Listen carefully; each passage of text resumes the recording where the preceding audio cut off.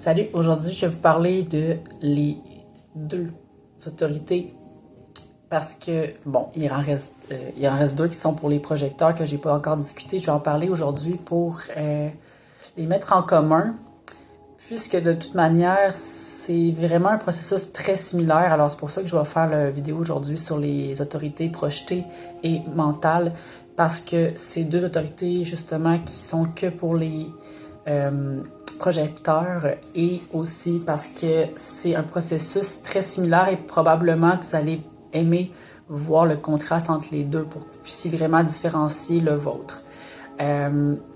J'ai quand même pu l'expérimenter pendant quelques années, ben je dirais en tout cas quelques temps, mais c'était pas très long quand c'était le moment de faire la recherche sur les calculs sidérales. Il y a eu une plateforme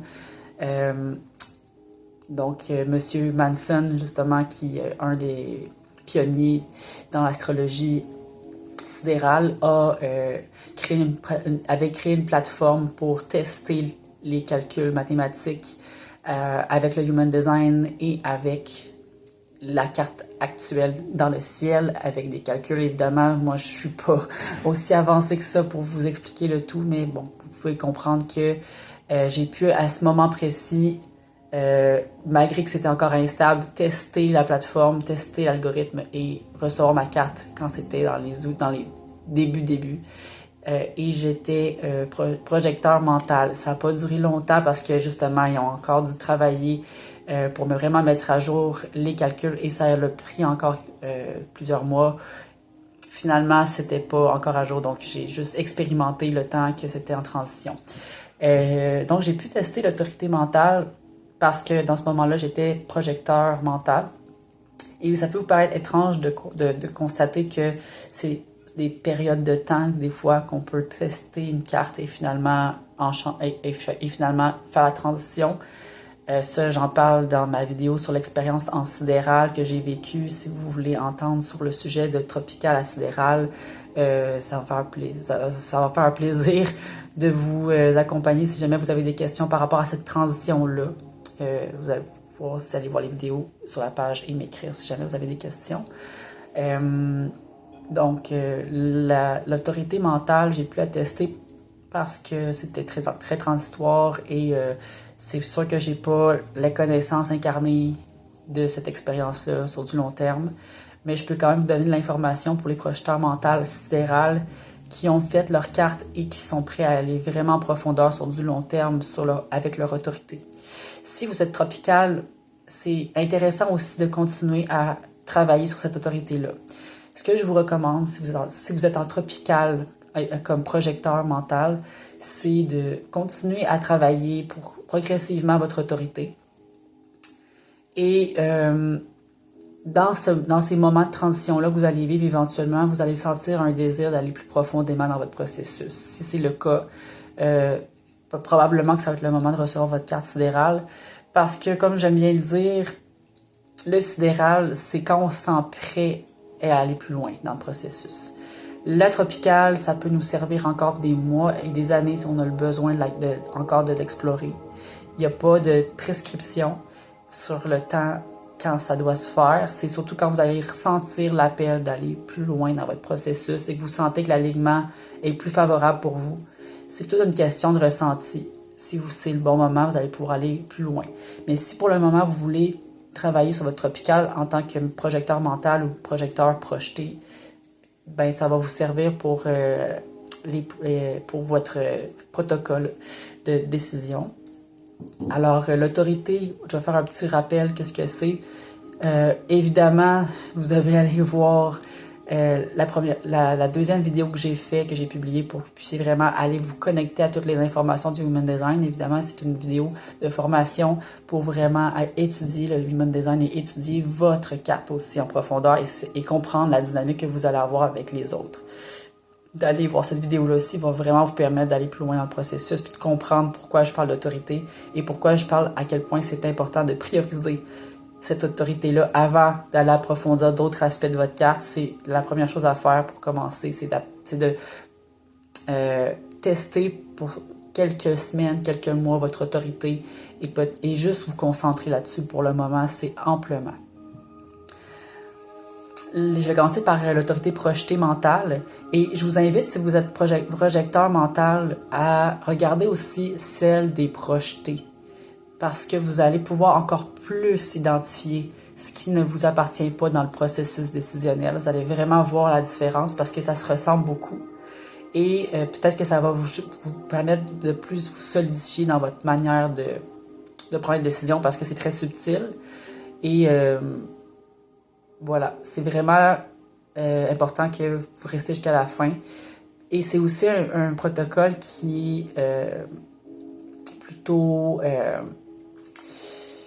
j'allais dire, qui peut prendre plusieurs directions là, si on l'utilise pas de la bonne manière, parce qu'il faut vraiment que ça soit fait avec lenteur, ce processus-là, parce que comme vous pouvez voir, votre autorité se trouve dans votre... Ça veut dire mental, mais en fait, vous n'allez pas travailler avec votre mental. Et c'est ça le paradoxe du Human Design. Souvent, on va appeler le nom de votre autorité ce que finalement, sur quoi vous êtes en train de travailler sur de plus longues périodes de temps.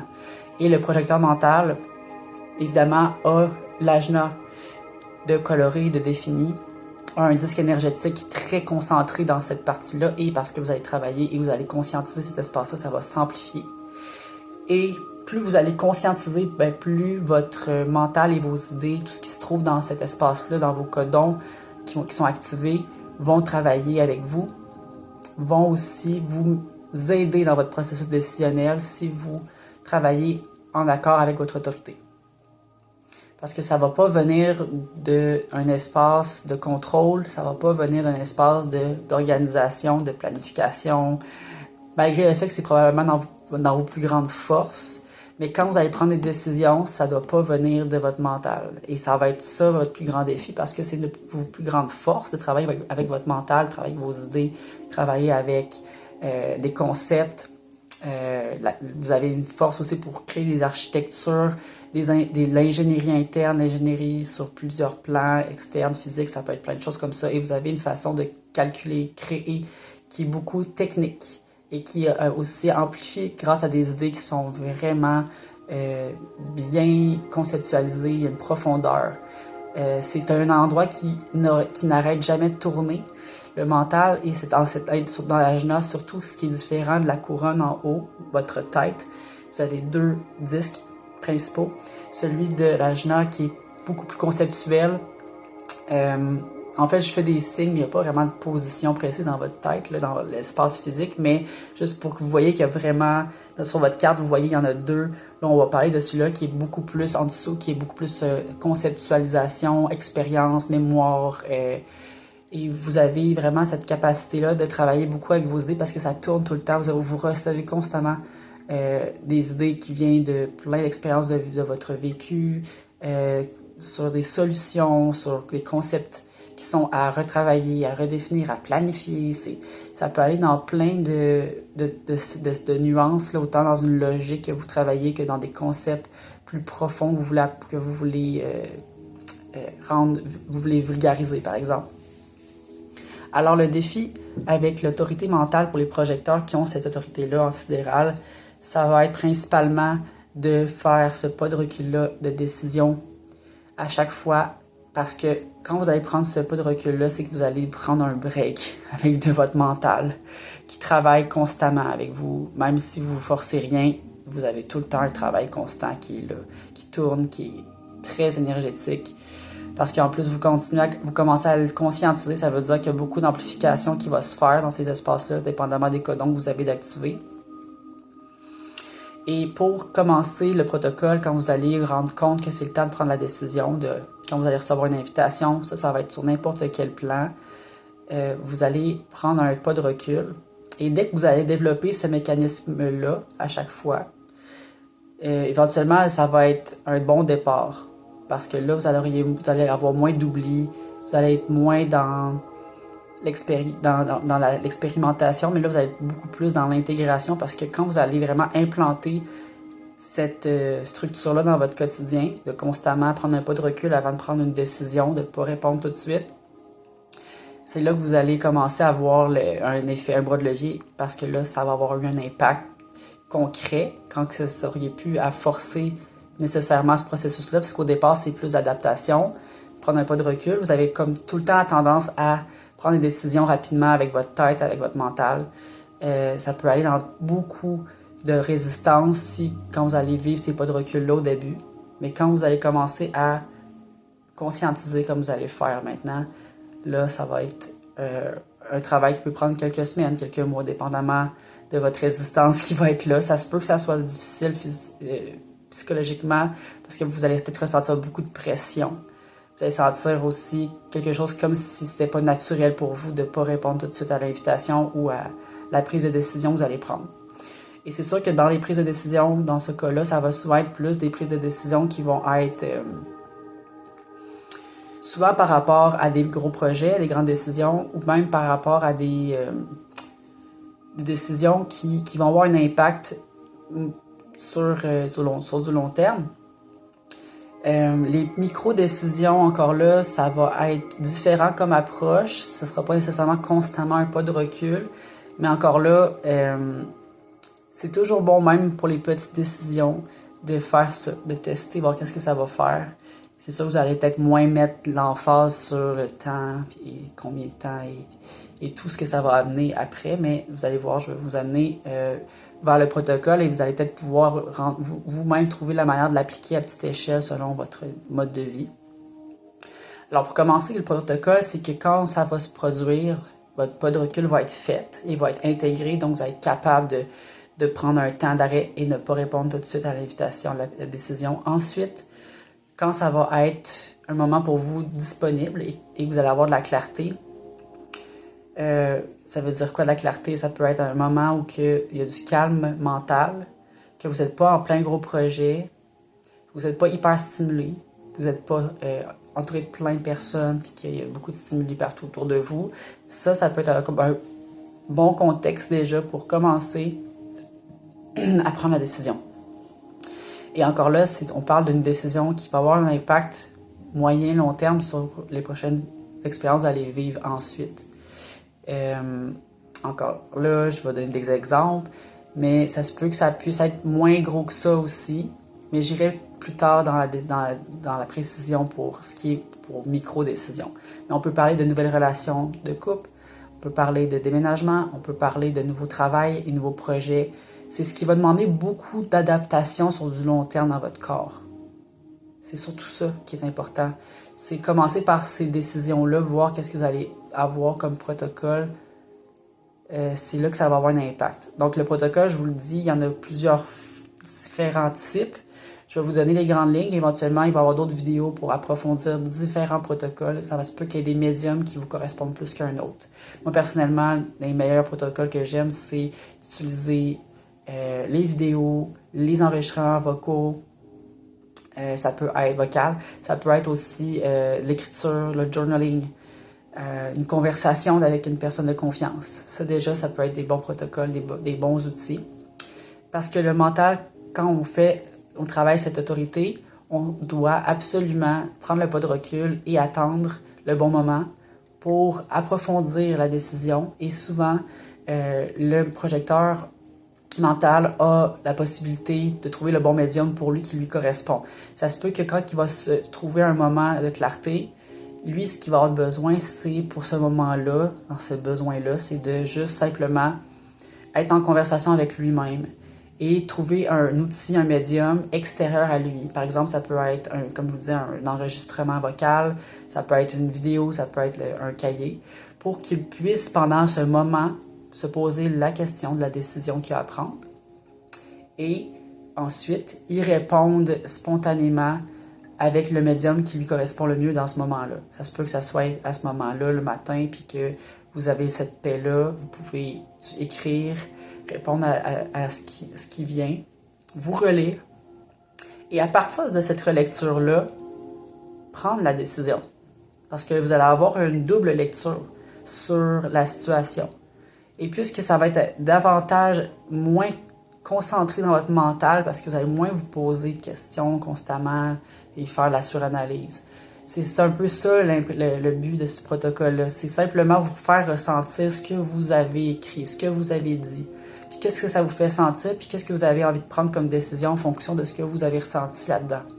Est-ce que c'est une décision qui est plus favorable ou défavorable? Et là, c'est vous qui allez le ressentir. Et vous allez moins travailler avec votre tête. Encore une fois. Et il y a des projecteurs mentaux qui vont avoir beaucoup plus de facilité avec une conversation. Quelqu'un de son entourage de confiance qu'on va demander conseil à cette prise de décision-là. Ça peut vous pouvez avoir un mentor avec vous qui vous suit. Ça peut être un ami, peut-être la famille. Mais soyez sûr qu'avec cette personne-là, vous ne seriez pas jugé de votre décision quand vous allez la prendre. Ça peut briser quelques parties de nous, ça, quand finalement, on n'a pas la bonne accompagnement. Ça se peut que vous ayez un peu de misère au départ à trouver la personne. Si, par exemple, vous ne pouvez pas trouver quelqu'un d'immédiat dans votre entourage, bien, engagez quelqu'un. Engagez, ça vaut la peine. Ça vaut vraiment la peine d'avoir soit un mentor, un accompagnateur, ça peut être un coach, ça peut être n'importe quel titre que vous voulez, mais une personne qui est vraiment là pour écouter, sans juger, et être capable de vous conseiller sur cette décision-là que vous allez prendre. Peut-être qu'elle ne va pas nécessairement vous donner la réponse, mais elle va vous donner une autre perspective. C'est ça qui va vous aider à prendre la décision parce que vous allez ressentir quelque chose de nouveau. Et là, vous allez peut-être finalement sortir de votre mental, de tous les patterns, de tout ce que vous racontez à chaque fois que vous prenez une décision, dans toutes ces espèces de peurs ou de ces incertitudes constantes qui créent des boucles de suranalyse sans cesse. Là, vous allez vous distancier de ce processus-là à chaque fois pour que cette personne-là vous assiste.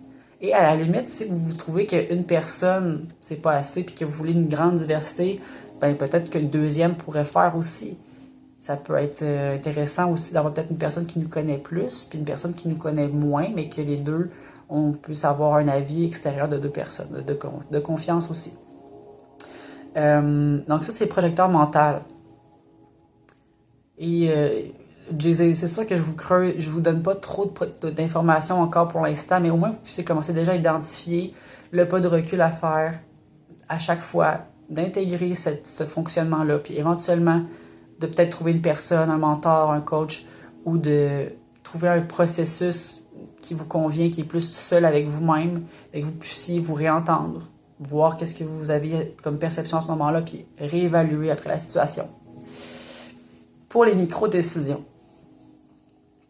Encore là, ça pourrait être frustrant de se dire, mais je peux pas faire ça à chaque micro-décision, de tout le temps prendre un pas de recul. Si par exemple, je veux manger du beurre de pinot ou du beurre de citrouille, ça se peut que là, vous n'ayez pas nécessairement toujours la motivation de faire ce pas de recul-là à chaque prise de décision que vous allez faire.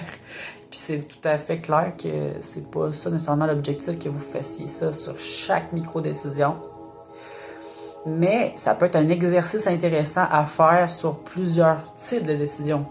Comme ça, vous allez quand même avoir une diversité, puis voir le résultat que ça vous crée dans votre corps. Si vous le faites sur d'autres types de décisions, par exemple, si c'est pour peut-être pas quelque chose d'aussi petit que ce que vous allez manger, mais quand même, ça peut déjà vous donner de l'information sur...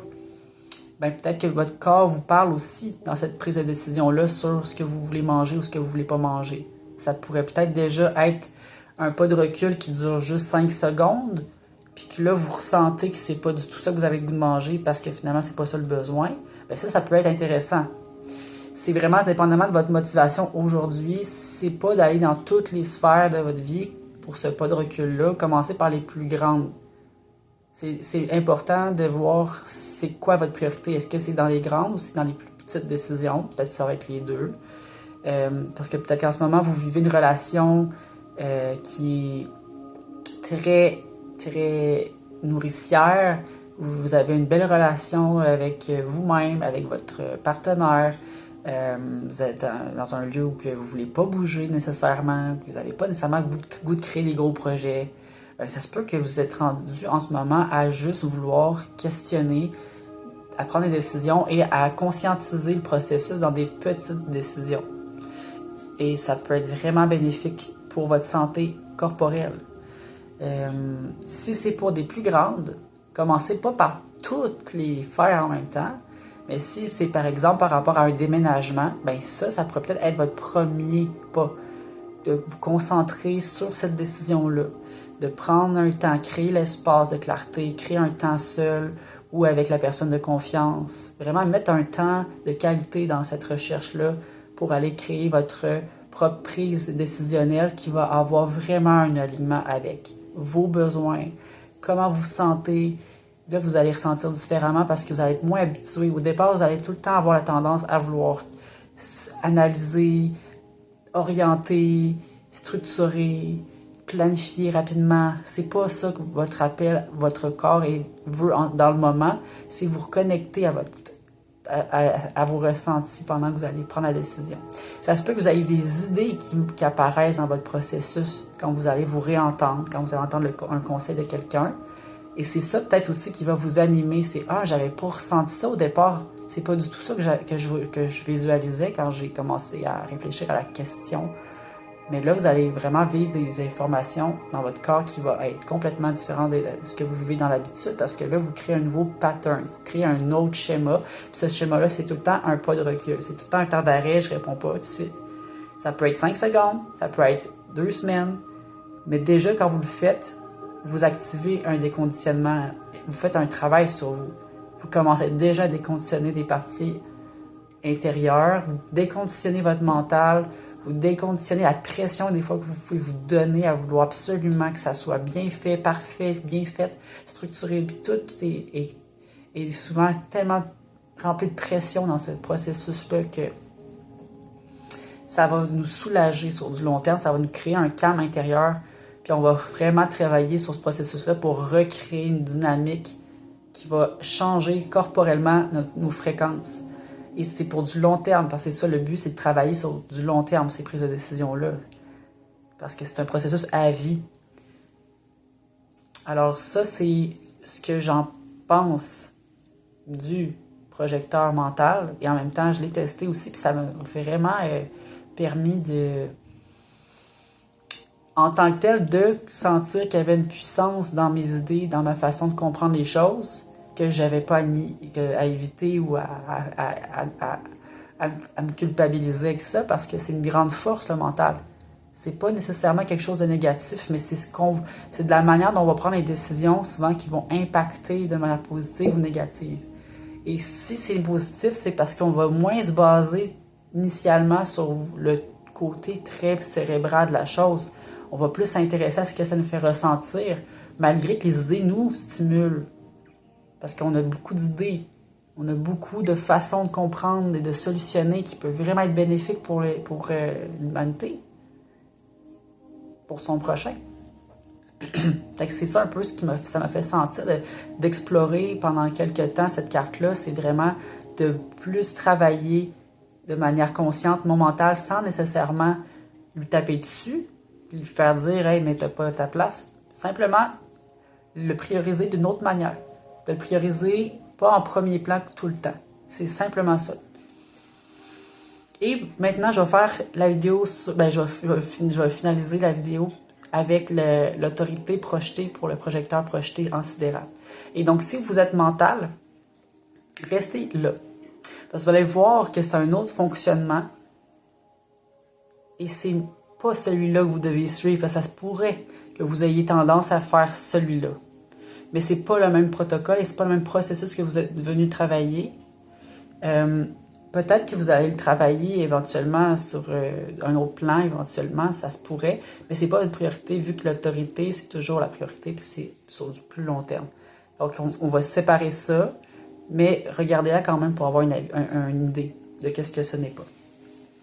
Et les projecteurs qui sont projetés en tant que tels ont déjà beaucoup besoin de se reconnecter à leur estime. C'est différent. On a tous un peu besoin de ça, c'est sûr. C'est juste que quand on dit qu'on parle de priorité, c'est que on pourrait avoir 10 priorités dans tout l'espace holistique de notre être.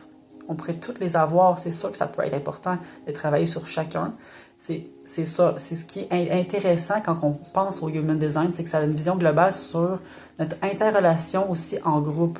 Donc, si par exemple, la personne avec qui je travaille sur projeter sur son autorité, de son identité, son G-centre, son centre G, c'est là que moi, je vais pouvoir aussi, peut-être, en sa présence, sentir que je vais pouvoir être en connexion avec cette transformation-là parce que je vais pouvoir la voir se transformer, ça va pouvoir m'inspirer, ça va pouvoir m'aider aussi.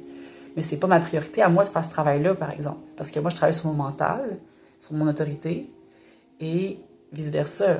Donc, il peut y avoir des beaux échanges à travers ce processus-là et il faut le respecter parce que ça nous permet d'avoir une diversité encore là dans un groupe. Et projeter, c'est ça, c'est tout ce qui est relié à l'estime, l'identité, l'estime de soi, la confiance en soi, l'expression de soi. Donc, qu'est-ce qui fait qu'on se sent unique, qu'on se sent aimé, qu'on se sent vu, compris. On ressent qu'il y a une réciprocité dans ce qu'on est, puis avec ce qu'on est autour de nous aussi. Et le besoin fondamental des autorités projetées, des projecteurs, c'est vraiment de se permettre de s'exprimer d'une manière à reconnaître leur authenticité et leur estime. Et ce qui va les aider dans ce processus-là décisionnel, c'est que quand ils vont prendre des décisions, et pour les micros comme les grandes,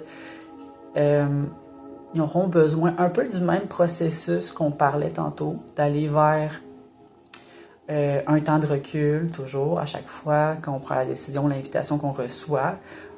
Au moment qu'on reçoit, qu'on c'est le temps de prendre une décision qui arrive tout d'un coup comme ça, c'est pas le bon moment à chaque fois. On prend 5 secondes, on prend 1 heure, on prend 2 semaines, dépendamment si c'est une grande décision. On prend le temps qu'on a besoin pour créer l'espace de clarté, de calme. Et on utilise les outils, les médiums qu'on a besoin. C'est un peu la même chose. Le même processus est le même. On va d'abord avoir besoin d'un outil extérieur.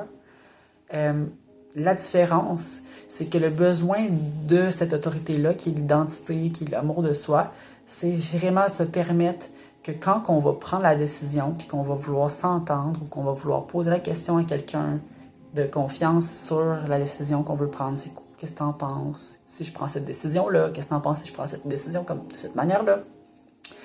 Eh bien, ce qu'on va permettre de faire dans cette manière d'aller exprimer le besoin, d'aller décider de cette manière-là, c'est qu'on va aller travailler même à la source, l'estime, puis le besoin de confiance en soi. Puis de sentir que dans notre manière d'exprimer les choses, on se reconnecte à ce qui nous rend authentique, ce qui nous permet de sentir qu'il y a une expression de soi qui nous est propre, qui n'est pas influencé par quoi que ce soit, qui n'est pas d'autodicté par quoi que ce soit.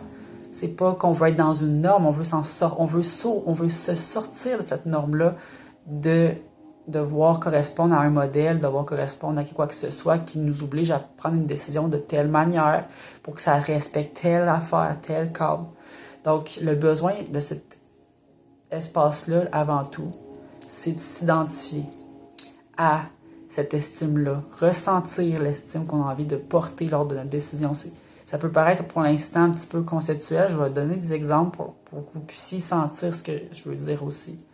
Dans ma carte tropicale, j'ai travaillé beaucoup le centre G. J'avais cet espace-là qui était défini, donc c'était pas mon autorité principale, mais ça restait quand même que je travaillais des fois sur cette énergie-là parce que je l'avais définie quand même. Donc, j'avais quand même des espaces qui demandaient à travailler cette confiance-là, qui fait vraiment partie maintenant de ma posture. C'est que ça m'a aidé pendant ce cheminement-là sur un long terme. De s'exprimer, de sentir qu'on peut créer à travers notre manière d'être. Ça peut être juste en s'entendant dire comment qu'on se sent puis comment qu'on vit les choses. Ça peut être sur plein de médiums différents quand on l'exprime. Mais on veut sentir que quand on en parle à quelqu'un, la personne nous reflète un peu plus c'est quoi qu'on essaie d'exprimer. Elle est avec nous pour nous aider à ressortir toute cette expression-là unique qu'on a à partager avec le monde. Cet amour-là de soi qu'on a partagé avec le monde. Et à force de partager ces idées, cette manière de prendre les décisions, c'est quoi qui nous fait ça, c'est quoi ça nous fait ressentir dans le processus, ça va vraiment aider à se reconnecter à cette estime-là. C'est ça que ça m'a permis de faire. Dans mon centre G, dans le tropical, je pense que j'avais 4 portes dedans, 4 codons que je travaillais.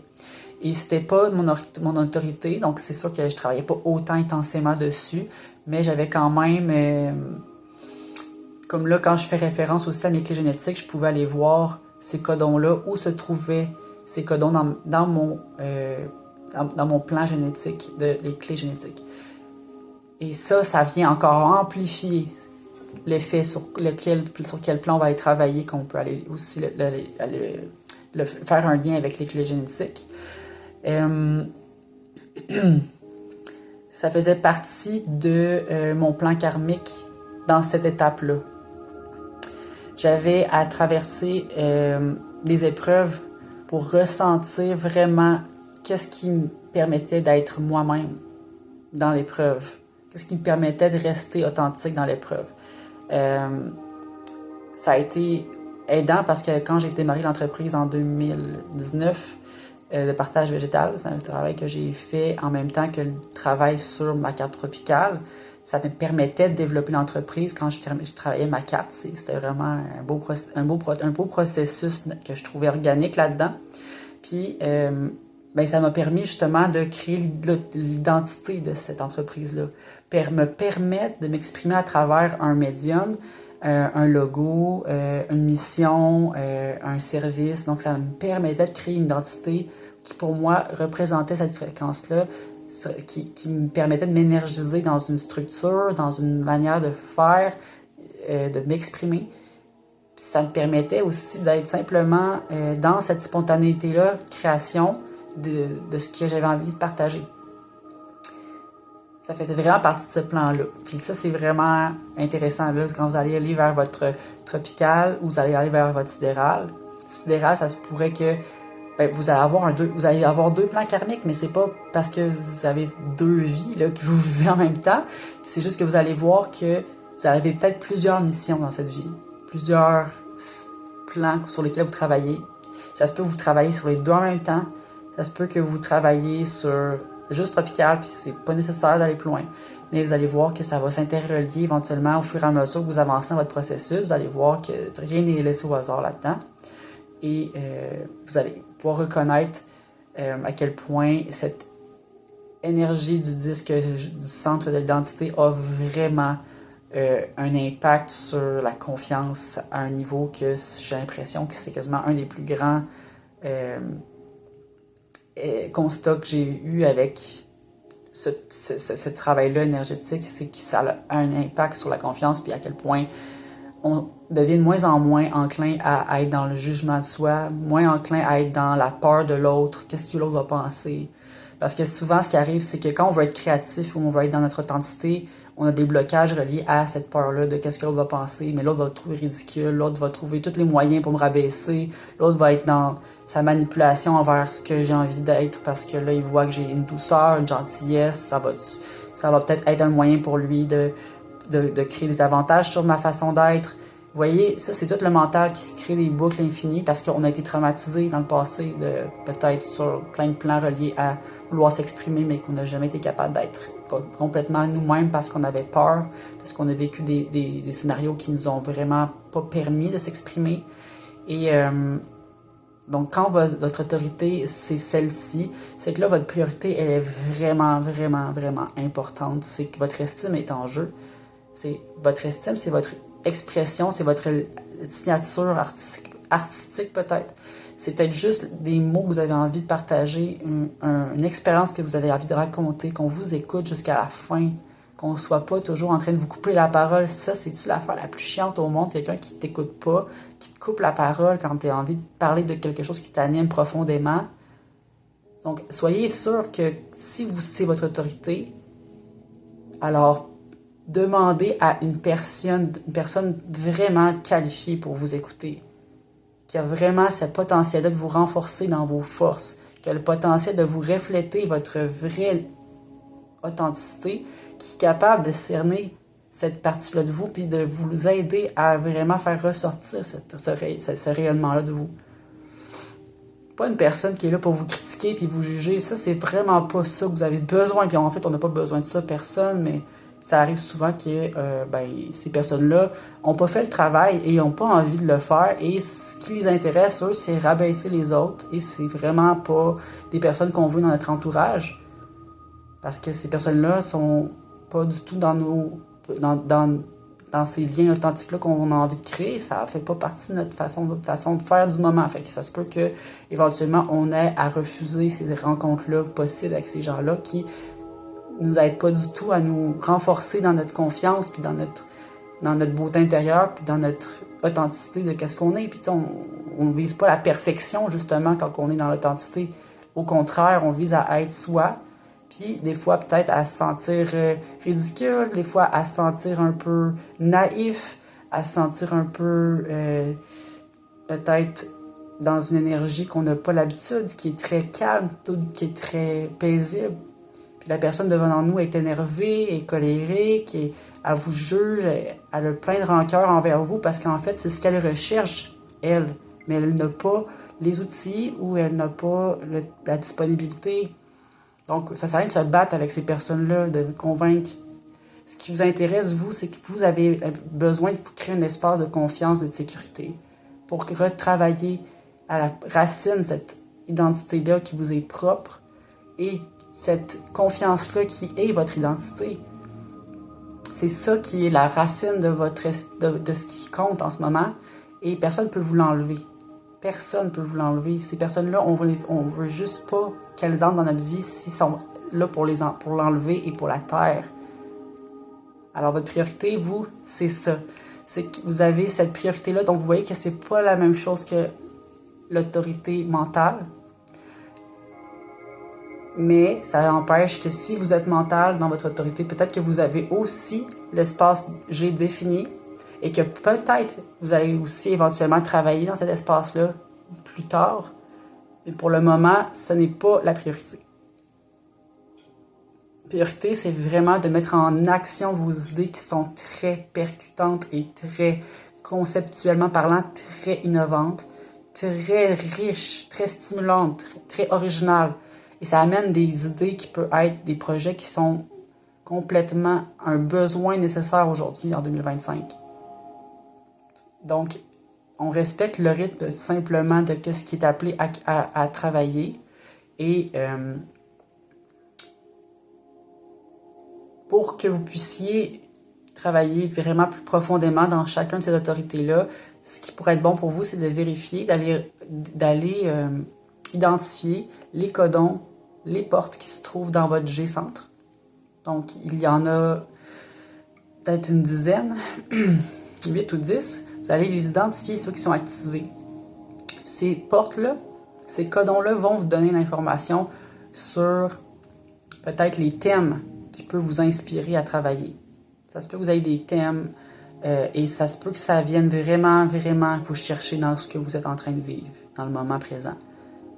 Pareil pour le mental, ça se peut aussi que ça vous aide parce que vous allez peut-être vous rendre compte que c'est peut-être une de vos plus grandes forces que vous n'ayez jamais pris ce temps-là pour vous en rendre compte. Parce qu'il y a beaucoup de résistance par rapport au mental. Parce que comme je vous disais, c'est comme si c'était mal vu. C'est comme si c'était...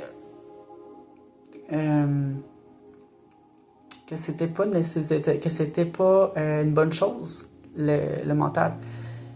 Encore là, c'est simplement de voir dans quel ordre je place mon attention. Donc là, si on veut moins forcer les choses, qu'on veut plus ressentir avant de prendre une décision, ben c'est sûr que ça sera moins mentaliser tout ce qui va nous arriver. On va le ressentir, on va se libérer, puis là, on va vouloir vraiment plus créer à partir de ces sensations-là. Alors voilà pour ce qui est des vidéos. J'espère que ça vous a éclairé un peu sur votre autorité. Et je vous invite à m'écrire en dessous dans les commentaires si vous voulez recevoir votre carte tropicale ou sidérale gratuitement. La sidérale est payante encore aujourd'hui, donc c'est pour ça que je l'offre gratuitement.